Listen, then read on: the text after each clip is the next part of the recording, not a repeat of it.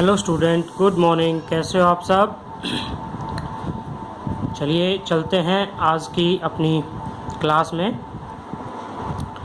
आज हम पढ़ेंगे अल्टरनेटिंग करंट के बारे में। What is mean by the alternating current? Alternating current क्या होता है?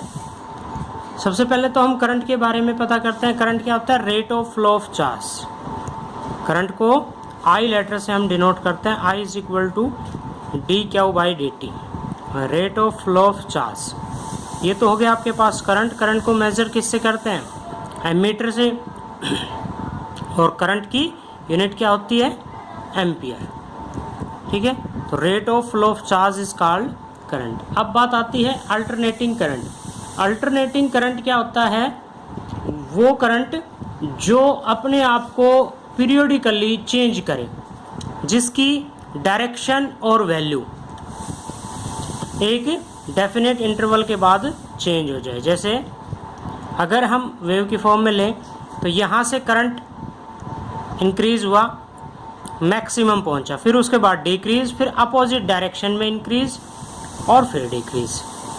तो इस तरह से जिसमें करंट की वैल्यू, ये है आपका maximum value of alternating current, I not, peak value of alternating current बोल देते हैं इसको। यह है time period of one cycle, एक साइकिल का कंप्लीट होने का जो है टाइम पीरियड। और ये आ गया आपका हाफ टाइम। और हम अल्टरनेटिंग करंट को किस तरह से रिप्रेजेंट करते हैं? I is equal to I naught sine omega t. तो देखिए ये इक्वेशन जो है वो क्या शो कर रही है आपकी? ये जो इक्वेशन है वो क्या शो कर रही है कि एट टाइम टी, यानी कि हमने यहाँ पे ओमेगा जो है वो एंगुलर फ्रीक्वेंसी है। ओमेगा क्या है यहाँ पे? Angular frequency. Angular frequency omega की वैल्यू होती है आपकी 2 पाई बाई टी। ओके, या 2 पाई म्यू। म्यू क्या है यहाँ पे? फ्रीक्वेंसी, क्योंकि म्यू इज इक्वल टू क्या होता है आपका? 1 बाई टी। तो टी की वैल्यू टी लेते हैं इस पॉइंट पे। इस पॉइंट पे करंट की वैल्यू क्या होगी? तो देखिए क्या होगी? I is equal to I naught sine, और ओमेगा की वैल्यू क्या रखें हम? 2 pi by T into T. T से टी कट गया, यहाँ पे आ गया आपका साइन 2 पाई। साइन 2 पाई की वैल्यू क्या होती है? 0। तो यानी कि आई इज इक्वल टू 0। यहाँ पे इस पॉइंट पे करंट की वैल्यू क्या होगी? अल्टरनेटिंग करंट की 0। इसी तरह से यदि हम इस पॉइंट पे कंसिडर करते हैं, t बाई 2 पुट करते हैं, तब भी क्या आएगा आपके पास? यहाँ पे t बाई 2 पुट कर देंगे तो साइन पाई। साइन पाई की वैल्यू भी वही। अब हम चलते हैं, एक और है आपका सेम इसी तरह से, I is equal to I naught sine omega t cos omega t, current को रिप्रेजेंट करने का। सिमिलरली ईएमएफ, अल्टरनेटिंग ईएमएफ को रिप्रेजेंट करेंगे। E is equal to E naught sine omega t, और E is equal to E naught cos omega t. यहाँ पे ई not क्या है? ये ई नॉट जो है वो peak value of alternating EMF है। Peak value, maximum value. Okay, अगला हम चलेंगे इसमें mean value. Mean value of alternating current. Mean value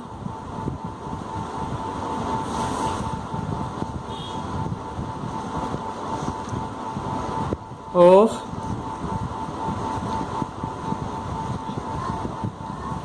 alternating current क्या होती है? मीन वैल्यू, मीन का अर्थ होता है औसत। इस मीन वैल्यू ऑफ एसी के अंदर क्या कहेंगे? It is that constant current, it is that constant current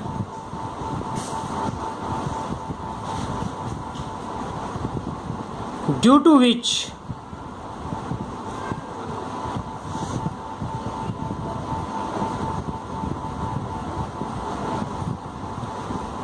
same charge will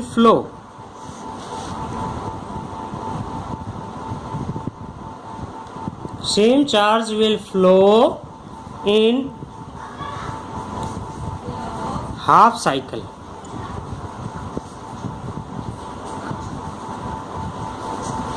as for AC alternating current के लिए in the same time.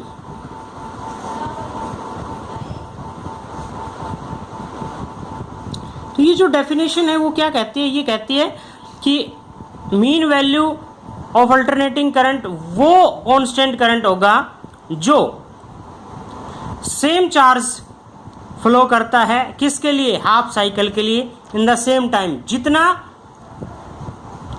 Charge यानी कि जिस अमाउंट में चार्ज अल्टरनेटिंग करंट फ्लो कर रहा है वो करंट फ्लो करेगा चार्ज फ्लो करेगा आपका mean value of alternating current. तो देखिए mean value of alternating current यदि हम निकालते हैं mean value,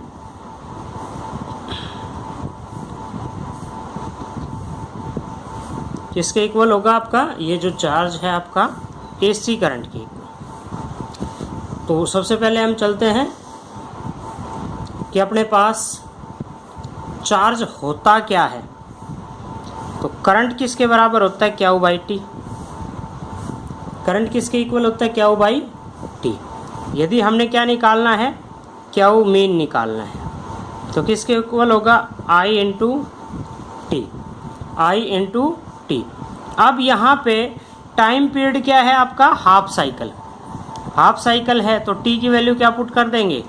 T by two, यानी कि Q mean I into T by two put कर दिया यहाँ पे हाफ साइकिल के लिए। तो ये जो करंट है वो करंट कौन सा होगा?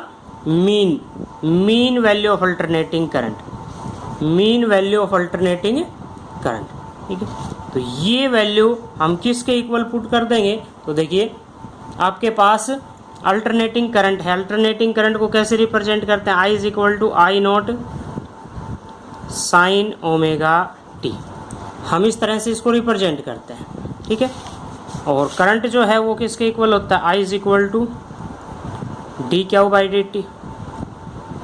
डी टी को इधर मल्टीप्लाई कर दिया तो d q is equal to क्या आ गया आपके पास? I D T. आई की जगह पे ये वैल्यू पुट कर देते हैं हम। तो किस तरह से आएगा आपका? देखिए d q is equal to I की वैल्यू रखी I naught sine omega t d t, ठीक है। इंटीग्रेटिंग ऑन बोथ साइड, दोनों तरफ इंटीग्रेशन कर दिया। आई नॉट कॉन्स्टेंट क्वांटिटी है, बाहर रख दिया। अब लिमिट कहाँ से कहाँ ले रहे हैं? Half cycle. तो हाफ साइकिल टाइम की लिमिट क्या आ गई? 0 से T by two sign omega t d t. D Q का इंटीग्रेशन क्यू आई नॉट। अब साइन ओमेगा टी का जो इंटीग्रेशन है वो क्या होगा? साइन ओमेगा टी का इंटीग्रेशन आपका minus cos omega T, minus cos omega T upon omega. 0 से टी बाई टू, 0 से टी बाई टू हमने इसकी लिमिट पुट कर दी, ठीक है। Q is equal to I naught upon में ओमेगा हमने बाहर रख दिया। आपका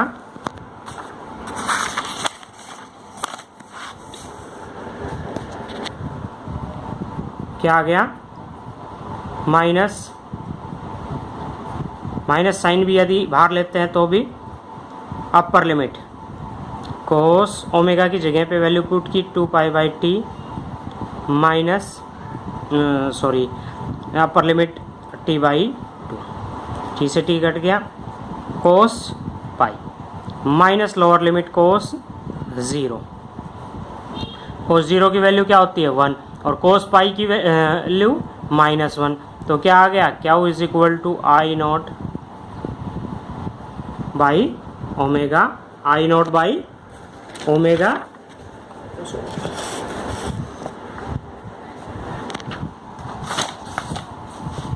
सॉरी फॉर डिस्टर्बेंस।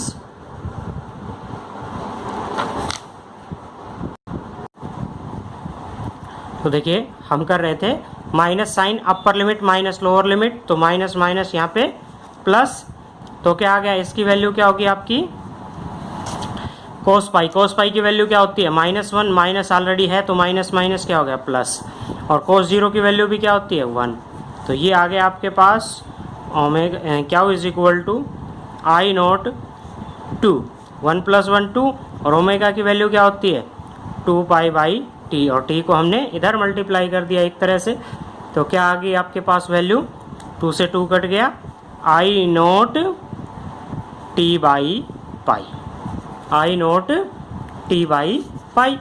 अब यही चार्ज, ये कहता है सेम अमाउंट ऑफ चार्ज जो है वो क्या फ्लो करता है आपका मीन करंट। मीन करंट की वैल्यू क्या आई थी आपके पास, देखिए ये आई थी आपके पास आई मीन टी बाई 2, तो इसको हमने यहाँ पे रख दिया I mean T by 2 is equal to I naught T by pi, T by pi, T से टी कैंसिल, तो आई मीन किसके इक्वल आ गया आपका आई नॉट 2 बाई पाई, और 2 बाई पाई की जब हम वैल्यूज पुट करेंगे तो आपके पास क्या आएगी ये वैल्यू 0.63 अप्रोक्सीमेटली, लगभग आई नॉट।